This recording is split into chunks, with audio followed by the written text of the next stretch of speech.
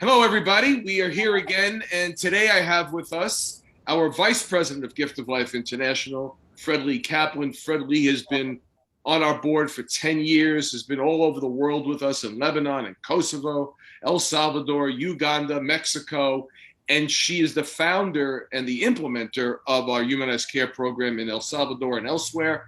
So welcome, Fredlee.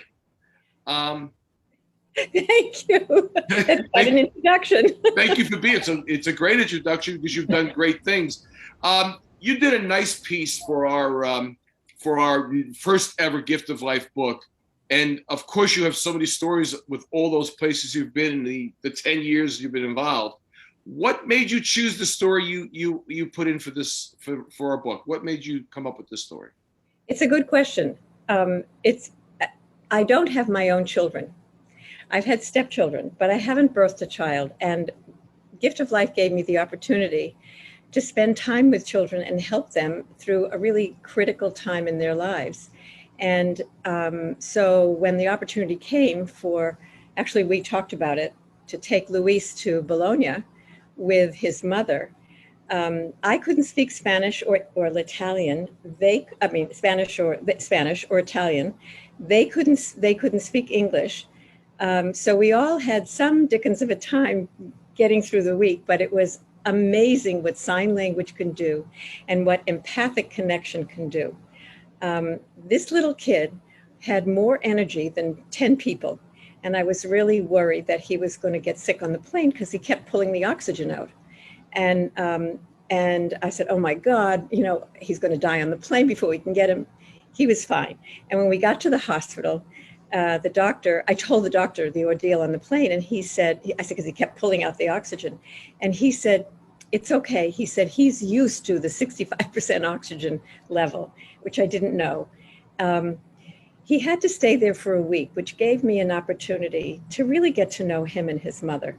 And even though we couldn't speak each other's languages, we still were able to communicate and give her support and give him a chance to get used to the environment, which is one of the things that made me really think about humanized care. So Luis and his mother, I felt very close. And I also learned that when she brought him back was when they had a whole family celebration. And now Luis has a sister. So it really changed the whole family because she felt she didn't have to devote everything to her son, which is what these families do. They give their lives over to take care of these kids. But I did see with other families, it was heartbreaking when I would see families be alone and not be able to function the way they usually do and be able to support their children the way they do at home. So after seeing children in several of these countries, I did come up with the idea of a humanized care program, which was not my name. It was named by the El Salvador team. And it was a holistic, collaborative approach to work with families and children within the hospital setting. And it has 5 pieces. It has communication that is important and informative and lets people know that they are valued, particularly parents. It's empathic communication through touch, through voice, through body language. It's preparation for surgery and preparation for aftercare. It's medical play. And it's also preparing the families for what they're going to encounter in the ICU. The children are also given the opportunity to play with medical equipment. And then when they go through the actual injections or x-rays, they're not so scared. And that makes a big difference in their recovery. Now the Salvadoran team, which started with 2, and this is why it became a passion, because I saw it really helped. And that I personally could make a contribution, but then that the people in the hospital could be empowered to make their own contribution to make it a safer, more comfortable experience for the families going through surgery, because it is very traumatic. Well, this work of yours with humanized care is so unique and revolutionary in what we do.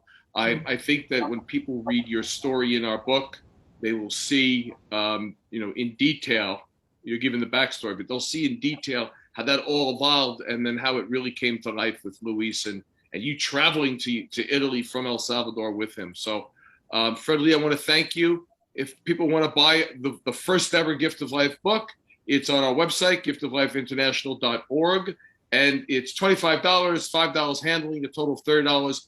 All of the money goes to the children of this world that need us. So thank you, Fredlee, for joining us today. Thank you. Bye.